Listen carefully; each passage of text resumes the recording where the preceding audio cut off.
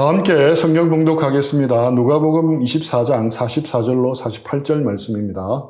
또 이르시되 내가 너희와 함께 있을 때에 너희에게 말한 바 곧 모세의 율법과 선지자의 글과 시편에 나를 가리켜 기록된 모든 것이 이루어져야 하리라 한 말이 이것이라 하시고, 이에 그들의 마음을 열어 성경을 깨닫게 하시고, 또 이르시되 이같이 그리스도가 고난을 받고 제3일에 죽은 자 가운데서 살아날 것과 또 그의 이름으로 죄사함을 받게 하는 회개가 예루살렘에서 시작하여 모든 족속에게 전파될 것이 기록되었으니 너희는 이 모든 일의 증인이라. 아멘. 우리는 기독교 절기상 사순절을 보내고 있습니다. 사순절은 부활주일로부터 주일을 뺀 40일 전부터 시작이 됩니다. 올해 사순절의 시작은 제 수요일이라고 불리는 2월 18일이었습니다. 종려주일은 다음 주일이고 고난주간은 3월 30일 월요일부터 4월 4일 토요일까지입니다. 그리고 올해 부활절은 4월 첫째 주일 4월 5일입니다. 이 사순절은 부활절을 준비하는 기간입니다. 예수님의 오심과 고난당하심, 그리고 부활하심을 더 깊이 묵상하는 기간입니다. 기독교에서는 AD 325년 니케아 회의에서 절기로 정해져서 지켜오고 있습니다. 요즘 우리는 아침 경건의 시간에 요한복음을 묵상하고 있는데 요한복음 본문이 사순절과 고난주간, 부활절과 잘 맞추어져 있습니다. 그래서 제가 아침마다 올리는 요한복음 큐티 해설 영상을 잘 보시고 큐티를 잘 따라오시면 사순절의 의미를 그 어느 때보다 잘 새기며 보낼 수 있다고 생각을 합니다. 그래서 올해는 사순절, 고난주간, 부활절에 관한 설교를 하지 않고 아침마다 올리는 요한복음 묵상 영상으로 대신하고자 합니다. 그리고 오늘부터는 3주 동안 선교에 관한 주제로 말씀을 연속해서 나누도록 하겠습니다. 선교에 관한 설교를 들으려고 하니까 혹 여러분의 마음이 무겁지는 않습니까? 혹은 선교는 선교사로 헌신한 특별한 사람들의 전유물이라고 생각하고 있지는 않습니까? 사실 지금 우리 청년들이 짊어지고 가야 할 삶의 문제도 만만치 않고 버겁습니다. 일상에 많이 지쳐 있습니다. 당장 내일 월요일 아침부터 지옥철을 타야 합니다. 직장 생활이 쉽지 않고 상사의 불합리한 요구를 견뎌야 합니다. 취업도 바늘 구멍같이 힘듭니다. 진로가 명확하지 않기에 매일매일 내 앞가림 하나 하기도 벅찹니다. 그런데 세계를 품고 열방을 품으라고 하니까 부담이 느껴질 수도 있습니다. 마음 한구석에 거부감이 드는 것도 당연합니다. 하지만 성경을 제대로 읽어내는 사람이라면 선교라는 주제를 피해갈 수는 없습니다. 성경 전체에는 하나님의 거대한 심장 박동이 뛰고 있습니다. 그것은 바로 하나님의 선교입니다. 예수님도 성경을 철저히 선교적으로 읽으셨습니다. 부활하신 예수님은 제자들의 마음을 열어 성경을 깨닫게 하셨습니다. 누가복음 24장 44절로 48절입니다. 또 이르시되 내가 너희와 함께 있을 때에 너희에게 말한 바 곧 모세의 율법과 선지자의 글과 시편에 나를 가리켜 기록된 모든 것이 이루어져야 하리라 한 말이 이것이라 하시고, 이에 그들의 마음을 열어 성경을 깨닫게 하시고, 또 이르시되 이같이 그리스도가 고난을 받고 제3일에 죽은 자 가운데서 살아날 것과 또 그의 이름으로 죄사함을 받게 하는 회개가 예루살렘에서 시작하여 모든 족속에게 전파될 것이 기록되었으니 너희는 이 모든 일의 증인이라. 모세의 율법과 선지자의 글과 시편에 나를 가리켜 기록된 모든 것, 이렇게 표현되어 있는데 이를 한마디로 말하면 구약 성경입니다. 예수님은 이 구약 성경을 두 가지 초점으로 요약하셨습니다. 이같이 그리스도가 고난을 받고 제3일에 죽은 자 가운데서 살아날 것과, 첫째는 메시아의 고난과 부활입니다. 죄사함을 받게 하는 회개가 예루살렘에서 시작하여 모든 족속에게 전파될 것이 기록되었으니, 둘째는 죄사함을 받게 하는 회개가 모든 족속에게 전파되는 것입니다. 성경 전체는 예수 그리스도를 가리킵니다. 그리고 성경은 열방을 향한 선교를 가리킵니다. 이 둘은 결코 분리될 수 없습니다. 예수님 자신이 성경의 초점이자 선교의 초점이십니다. 그러므로 성경을 제대로 읽고 묵상하는 청년이라면 선교에 대해서 가슴이 뛰어야 합니다. 선교는 성경의 변두리 주제가 아닙니다. 선교는 성경의 중심입니다. 창세기부터 요한계시록까지 성경 전체가 선교를 외치고 있습니다. 우리는 파편화된 성경 구절을 모아 선교를 증명할 필요가 없습니다. 창세기부터 요한계시록까지 성경의 거대한 서사 자체가 하나님의 선교를 생생하게 증언합니다. 오늘은 서론 성격으로 성경에서 말하는 선교에 대한 정의와 개념에 대해서 나누도록 하겠습니다. 그리고 다음 주부터는 선교라는 주제로 성경 전체를 관통해 보기를 원합니다. 창세기부터 요한계시록까지 66권의 성경을 하나님의 선교라는 하나의 황금실로 깨어 보겠습니다. 우리가 가진 성경의 청진기를 되어 보기를 원합니다. 창세기부터 요한계시록까지 멈추지 않고 고동치는 하나님의 위대한 심장박동 소리를 들어보기를 원합니다. 나라별로 심장박동을 표현하는 의성어가 차이가 있습니다. 우리나라의 경우에는 두근두근, 콩닥콩닥이라고 표현합니다. 미국에서는 썸프, 썸프 혹은 바듬이라고 하고 일본에서는 도끼도끼, 중국에서는 푸통푸통, 프랑스에서는 붐붐이라고 표현한다고 합니다. 그런데 성경의 청진기를 대고 들어보면 하나님의 심장 소리는 어떻게 들리겠습니까? 저는 선교라는 소리가 들린다고 생각합니다. 창세기부터 요한계시록까지 멈추지 않고 고동치는 하나님의 심장박동 소리가 바로 선교인 것입니다. 과연 그런지 앞으로 이어지는 말씀에서 우리 확인을 해보면 좋겠습니다. 제 귀에 들리는 선교라는 하나님의 심장박동 소리가 여러분의 귀에도 들리기를 축복합니다. 대부분의 선교에 대한 성경 공부나 메시지를 들여다보면 세상의 필요에 초점이 가 있습니다. 보통 선교단체나 교회의 선교훈련에 가면 가장 먼저 듣는 통계는 복음 없이, 예수님 없이 죽어가는 세상의 필요입니다.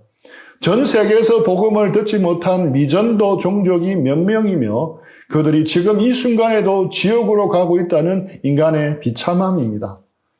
예수님께서 교회에게 복음을 온 세상에 전하라고 명령하셨습니다. 하지만 교회는 적극적으로 실행하지 않고 늦게 움직였습니다. 우리가 다 아는 것처럼 인간은 항상 들은 대로 행하지를 않습니다. 모든 사람에게 복음을 전하라는 명령은 성경 곳곳에서 나타납니다. 그러나 우리는 그 명령을 실행하는 데 있어서 매우 더뎠습니다. 2000년이 넘게 흘렀음에도 불구하고 그 사명은 온전히 완수되지를 않았습니다. 마치 주님께서 땅끝까지 이르러 내 정인이 되리라 한 말씀을 하지 않은 것처럼 보이기도 합니다. 주님께서 너희는 가서 모든 민족을 제자 삼으라고 분명히 말씀하셨습니다. 그런데 왜 어째서 이토록 많은 사람이 여전히 희망 한 줄기 보지 못하고 어둠 가운데 남아 있겠습니까? 누가복음 6장 46절입니다. 너희는 나를 불러 주여 주여 하면서도 어찌하여 내가 말하는 것을 행하지 아니하느냐. 예수님은 오늘 우리에게도 이 말씀으로 도전하고 계십니다. 너희는 어찌하여 복음을 모든 사람에게 전하지 않느냐라고 말씀하시는 주님께 우리는 적절한 대답을 내놓을 수 없을 것 같습니다. 부끄럽기도 합니다. 우리는 주님의 명령을 하찮게 여기고 있는 것입니까? 혹은 주님께 무관심한 상태입니까? 복음을 모르고 죽어가는 사람들에 대한 긍휼을 잃어버렸습니까? TV 드라마를 보면서는 쉽게 울면서도 정작 잃어버린 영혼들의 절규 앞에서는 아무런 감정 없이 앉아있지는 않습니까? 많은 부분 우리는 무관심했고 순종하는 데 너무나 더뎠습니다. 우리가 복음을 전하지 않은 책임과 잘못이 분명 우리에게 있습니다. 우리는 이 사실 앞에서 부끄러움을 느껴야 합니다. 가슴 아파하며 회개해야 합니다. 수치심과 죄책감도 느껴야 마땅합니다. 이러한 마음이 큰 동기력이 됩니다. 다시금 복음을 위해서, 선교를 위해서 우리가 헌신하도록 동기를 부여합니다. 이것은 선교에 대한 선하고 좋은 동기입니다. 하지만 이 사명을 완수하기 위해서는 더 크고 강력한 동기가 필요합니다. 복음 없이 추구하는 열방의 사람들의 비참함도 중요합니다. 하지만 이러한 동기는 좋은 시작 포인트는 될 수 있지만 한계가 분명합니다. 세 가지 정도 생각해 볼 수가 있습니다. 첫째, 메시아 컴플렉스와 지독한 탈진, 번아웃입니다. 인간의 피로를 채워주려는 데서 출발하면 선교사나 사역자는 무의식적으로 자신이 그들을 구원해야 한다는 영웅심리, 즉 메시아 컴플렉스에 빠지게 됩니다. 문제는 인간의 결핍은 밑빠진 독과 같다는 것입니다. 가난을 구제해주고 병을 치료해주고 마음의 상처를 위로해 주어도 사람들의 필요는 끝이 없습니다. 내가 가진 시간, 체력, 재정은 한정되어 있는데 필요는 무한합니다. 결국 사역자는 자신의 모든 에너지를 쏟아붓다가 완전히 방전되고 탈진해버립니다. 내가 예수님이 되려고 하니 그 무게에 짓눌려 쓰러지는 것입니다. 두 번째, 선교가 구호 활동으로 변질될 위험이 있습니다. 인간의 눈에 보이는 아픔에 집중하다 보면 선교의 궁극적인 목적을 놓치기 쉽습니다. 배고픈 사람에게 빵을 주고 아픈 사람에게 약을 주는 것은 분명 귀한 사랑의 실천입니다. 하지만 이것이 전부가 되면 교회는 세상의 일반적인 사회복지단체나 NGO와 다를 바가 없습니다. 하나님의 선교가 가진 진짜 목적은 하나님과의 교제 회복입니다. 단순히 이 땅에서 배불리 먹고 건강하게 사는 것을 넘어 창조주 하나님과의 끊어진 사랑의 관계를 회복하는 것입니다. 인간의 필요에만 매몰되면 십자가 복음은 뒷전으로 밀려나고 당장의 문제를 해결하는 데 급급해집니다. 셋째, 사람들의 반응에 따라 요동치게 됩니다. 내가 저 사람의 필요를 채워주기 위해 희생했다고 생각하면 우리는 은연중에 상대방의 변화나 감사를 기대하게 됩니다. 그런데 내가 그렇게 사랑을 쏟아붓고 도와주었는데도 상대방이 고마워하지 않거나 오해하고 배신하거나 전혀 변화되지 않은 모습을 보일 때가 있습니다. 인간 필요 중심의 선교를 하는 사람은 이때 깊은 상처를 받고 분노하며 좌절하게 됩니다. 동력이 인간에게 있었기 때문에 인간의 반응에 따라 사역의 기쁨도 마구 요동칩니다. 심지어는 꺼져버리기도 합니다. 이러한 한계를 극복하는 유일한 길은 선교의 출발점을 인간의 비참함이 아닌 삼위일체 하나님의 풍성한 사랑과 영광으로 옮기는 것입니다. 우리는 구원하는 사람이 아니라 초대하는 사람입니다. 세상을 구원하고 변화시키는 분은 오직 하나님이십니다. 우리는 무거운 짐을 진 슈퍼맨이 아닙니다. 이미 하나님께서 풍성하게 차려놓으신 사랑의 잔치에 사람들을 부르는 기쁜 초대장 배달부일 뿐입니다. 내 안에 짜낸 사랑으로 남을 돕는 것은 한계가 있습니다. 하지만 하나님 중심적 선교는 내게 먼저 부으신 하나님의 사랑이 흘러넘쳐서 남에게 가는 것입니다. 남이 당장 변하지 않아도 내가 위대한 하나님의 심부름을 하고 있다는 사실 자체만으로 지치지 않은 기쁨을 누릴 수가 있습니다. 이제 우리는 주어를 바꿔야 합니다. 선교의 주어를 바꿔야 합니다. 선교의 주어는 내가 아닙니다. 선교의 주어는 세계로 선교회도 아닙니다. 다른 선교 단체도 교회도 아닙니다. 선교의 주어는 하나님입니다. 선교의 주어를 나와 인간에서 하나님으로 바꿀 때 우리는 탈진과 상처에서 벗어나 진정한 자유와 기쁨 속에서 사역을 끝까지 감당할 수 있게 됩니다. 선교 성경신학의 저자 저스틴 쉘이 내린 선교의 정의를 소개해드리고자 합니다. 선교란 창조 세계 안에서 하나님과 인간의 교제를 확립하기 위한 하나님의 계시 사역입니다. 세 부분으로 나누어서 쉽게 설명해 드리겠습니다. 첫째, 선교는 하나님의 계시 사역입니다. 하나님이 먼저 다가오셔서 자신을 보여주십니다. 선교의 주인공은 우리가 아니라 하나님이십니다. 하나님이 모든 것을 시작하셨습니다. 계시는 하나님이 자신을 우리에게 보여준다는 뜻입니다. 하나님이 세상을 창조한 것도 우리를 구원하신 것도 모두 자신을 보여주는 행동입니다. 원래 선교라는 단어의 뜻은 보내다라는 뜻입니다. 하나님은 우리에게 자신을 알려주시려고 예수님을 이 땅에 보내셨습니다. 성령님도 보내셨습니다. 선지자들과 사도들도 보내셨습니다.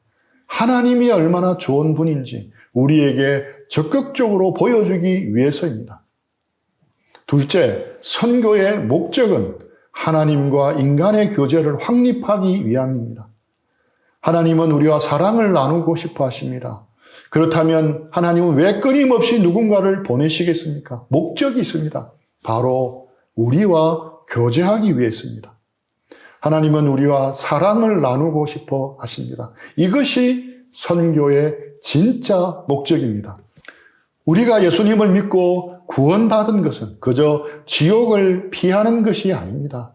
죄 때문에 끊어졌던 하나님과의 따뜻한 사귐을 다시 시작하는 것입니다. 만약 우리가 선교지로 가는 것에만 집중하면 어떻게 되겠습니까? 선교의 진짜 목적인 하나님과의 사랑의 관계를 놓치게 됩니다. 그래서 우리 선교회는 단순히 선교사를 파송하는 기관만이 아니라 하나님과 친밀하게 교제하며 사랑을 나누는 따뜻한 가족 공동체가 되어야 하는 것입니다. 셋째, 선교는 창조 세계 안에서 일어나는 일입니다. 선교는 우리가 사는 세상 한가운데서 일어납니다. 이 아름다운 사랑의 교제는 어디에서 일어나겠습니까? 바로 우리가 살아가는 이 세상, 우리가 있는 삶의 현장입니다. 우주는 하나님의 멋진 아이디어입니다. 하나님의 선교라는 위대한 드라마가 펼쳐지는 웅장한 무대입니다. 안타깝게도 인간의 죄 때문에 이 무대가 망가졌습니다. 사단과 죄와 죽음이 들어왔습니다. 하나님과 인간의 교제도 끊어졌습니다. 그래서 하나님은 이 잃어버린 관계를 회복하시려고 우리가 사는 이 무대 위로 직접 내려오셨습니다. 십자가를 통해 새로운 구원의 역사를 펼치신 것입니다. 이렇게 선교에 대한 정의를 바로 알면 선교가 부담스럽고 딱딱한 의무만이 아님을 깨닫게 됩니다. 선교는 하나님의 가슴 벅찬 사랑 이야기입니다. 그런데 문제가 있습니다. 우리는 우리가 믿는 하나님을 너무 작게 만들어 버립니다. 하나님을 우리의 개인의 문제만을 해결해 주시는 분으로 축소해 버립니다. 바로 실용주의의 신입니다. 이 표현은 원래 A.W. 토저가 현대 기독교의 타락을 꼬집으면서 사용한 말입니다. 실용주의의 신이란 무엇을 말하는 것이겠습니까? 우리가 원하는 목적을 이루기 위해 우리가 이용할 수 있는 신입니다. 우리의 기도를 돌아봅시다. 하나님, 이번 면접에 꼭 합격하게 해 주십시오. 하나님, 좋은 배우자를 만나 안정적인 가정을 꾸리게 해 주십시오. 하나님, 제 상처를 치유하시고 제 마음의 평안을 회복하게 해 주십시오. 물론 우리는 연약하기에 이런 기도를 얼마든지 드릴 수 있습니다. 하나님은 우리의 필요를 채우시는 자비로운 아버지이십니다. 그래서 우리의 이런 기도를 기쁘게 넉넉하게 응답해 주십니다. 하지만 분명히 짚고 넘어가야 할 것이 있습니다. 하나님이 그저 우리의 필요를 채워주기 위해 존재하는 분입니까? 내 성공, 내 행복, 내 평안을 얻어내기 위한 도구로 하나님을 제한해 버려서는 안 됩니다. 마치 자판기처럼 기도와 헌신이라는 동전을 넣으면 응답과 축복이라는 음료수를 내어놓아야 하는 분으로 취급하고 있지는 않습니까? 이것이 바로 나를 섬기는 신입니다. 우리가 하나님을 섬기고 예배하는 것이 아니라 하나님이 우리를 섬기게끔 만들어 버립니다. 이것이 현대 기독교가 만들어낸 끔찍한 실용주의의 우상입니다. 성경의 하나님은 결코 실용주의의 신이 아닙니다. 하나님은 우주의 창조주이십니다. 하나님은 역사의 주인이십니다. 하나님은 그 어떤 좋은 자가 필요가 없는 분입니다. 우리의 알량한 도움이나 칭찬에 목마른 분이 아닙니다. 오히려 우리가 하나님의 절대적인 은혜에 매달려야 하는 빚진 자들입니다. 그렇다면 우리가 이런 실용주의의 우상에 빠져 있는지 아닌지 어떻게 확인할 수 있겠습니까? 실용주의 우상에 빠진 사람들은 특징이 있습니다. 자신의 뜻대로 일이 풀리지 않으면 즉각 하나님을 원망합니다. 내가 얼마나 열심히 헌신하고 교회 봉사를 했는데 하나님이 나한테 이러실 수 있습니까? 시험에 떨어지고 취업이 지연되면 신앙마저 뿌리채 흔들립니다. 왜 그렇습니까? 자신이 세워놓은 성공이라는 진짜 우상을 하나님이 채워주지 않았기 때문입니다. 하나님을 목적이 아닌 수단으로 삼았기 때문입니다. 우리는 이 실용주의의 신을 철저히 그리고 영원히 거부해야 합니다. 그리고 성경이 말하는 진짜 하나님을 만나야 합니다. 그렇다면 이 실용주의의 우상을 부수고 진짜 하나님을 만난 사람에게는 어떤 일이 일어납니까? 그는 비로소 참된 예배자가 됩니다. 고린도후서 4장 6절입니다. 어두운 데에 빛이 비치라 말씀하셨던 그 하나님께서 예수 그리스도의 얼굴에 있는 하나님의 영광을 아는 빛을 우리 마음에 비추셨느니라. 예수 그리스도의 얼굴에 있는 하나님의 영광을 아는 빛을 우리 마음에 비추셨느니라. 이것이 구원입니다. 이것이 거듭남의 본질입니다. 구원은 단순히 지옥행 티켓을 취소하고 천국행 티켓을 얻어내는 것이 아닙니다. 구원은 우리 눈에 씌워져 있던 실용주의의 비늘이 벗겨지는 사건입니다. 예수 그리스도의 십자가를 통해 하나님의 그 압도적인 영광을 보게 되는 것입니다. 나를 구원하기 위해 아들을 십자가에 대신 죽게 하신 그 무한한 공의와 사랑에 압도당하는 것입니다. 하나님의 지혜와 그 장엄함 앞에 압도당하여 완전히 엎드려지는 것입니다. 예배는 억지로 짜내는 감정이 아닙니다. 예배는 어떤 프로그램이나 순서가 아닙니다. 예배는 위대함에 대한 인간의 가장 자연스러운 반응입니다. 밤하늘에 쏟아지는 별을 보며 탄성을 지르듯 거대한 폭포 앞에서 숨을 죽이듯 하나님의 영광을 진짜 본 사람은 예배하지 않고는 견딜 수가 없습니다. 빌립보서 3장 8절에서 사도 바울이 하는 고백을 들어보십시오. 또한 모든 것을 해로 여김은 내 주 그리스도 예수를 아는 지식이 가장 고상하기 때문이라. 바울은 성공을 구하지 않았습니다. 그는 얄팍한 평안도 구하지 않았습니다. 그의 유일한 갈망은 하나님을 더 깊이 아는 것이었습니다. 이것이 참된 그리스도인의 삶입니다. 이것이 실용주의를 넘어선 참된 예배자의 심장입니다. 우리의 삶이 무기력한 이유가 무엇입니까? 선교가 부담스럽고 전도가 두려운 이유가 무엇입니까? 우리 안에 이 영광을 아는 빛이 희미해졌기 때문입니다. 하나님을 수단으로 여기는 실용주의에 병들어 있기 때문입니다. 내가 만난 하나님이 그저 내 취업이나 도와주시는 시시한 분이시라면 우리는 세상에 나가 할 말이 없습니다. 예수님 믿으면 취업이 잘 돼, 마음이 편해져. 세상은 이런 값싼 복음에 콧방귀도 끼지 않습니다. 세상에는 그런 위안을 주는 것들이 이미 널려있기 때문입니다. 하지만 우리가 주권자이신 위대하신 하나님을 제대로 만났다면 우리는 침묵할 수 없습니다. 우리를 구원하신 그 은혜의 깊이와 넓이를 진정으로 맛보았다면 우리는 결코 침묵할 수 없습니다. 이 위대하신 하나님은 반드시 알려져야 합니다. 이 영광스러운 왕은 열방 가운데 마땅히 찬양을 받으셔야만 합니다. 이것이 선교입니다. 선교는 불쌍한 사람을 돕는 자선 사업이 아닙니다. 선교는 나를 구원하신 그 위대하신 하나님을 아직 모르는 자들에게 보여주어 그들도 함께 예배자로 서게 만드는 가슴 벅찬 초대입니다. 예배가 없는 곳에 예배를 세우는 것입니다. 대부분이 청년들인 우리 형제자매들의 삶이 다들 녹록지 않다는 것을 누구보다도 잘 압니다. 실험실 생활도 힘들고 취업도 힘들고 어렵게 들어간 직장 생활도 만만치 않습니다. 하지만 그래도 우리는 실용주의의 우상에 빠져서는 안 됩니다. 하나님, 제 상황이 어떠하든 하나님은 저의 왕이십니다. 이 팍팍하고 힘든 제 일상 속에서도 하나님 홀로 영광 받으시옵소서. 이렇게 엎드리는 여러분이 바로 참된 예배자입니다.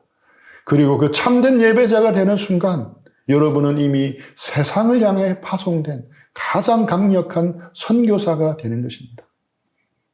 청년의 때는 유혹이 가장 많은 시기입니다. 동시에 가장 순수하게 헌신할 수 있는 시기입니다. 세상의 흐름을 거슬러 올라가십시오. 우리 앞에 차려진 거짓된 신들의 식탁을 엎어버리십시오. 매일 아침과 주일마다 참된 예배자로 하나님을 예배하기를 힘쓰십시오. 하나님의 공의와 사랑을 여러분의 일상 속에 새겨 넣으십시오. 거룩함은 산속에 숨어 있는 것이 아니라 치열한 삶의 현장 가운데서 하나님의 성품으로 살아내는 것입니다. 그때 세상은 여러분을 통해 살아계신 하나님을 보게 될 것입니다. 우리는 홀로 이 길을 걸어가지 않습니다. 선교의 주어는 우리가 아닙니다. 선교의 주어는 하나님이십니다. 하나님이 먼저 일하십니다. 하나님이 우리보다 앞서 가십니다.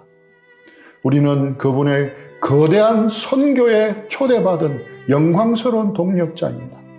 두려워하지 마십시오. 세상의 거대함 앞에 주눅들지 마십시오. 온 우주의 주관자이신 하나님이 우리와 함께 하십니다. 오는 한 주 동안 선교하시는 하나님을 눈을 들어 바라보고 그 하나님과 동행하시기를 축복합니다. 우리 들은 말씀 생각하면서 기도하고 적용하는 시간 가지겠습니다.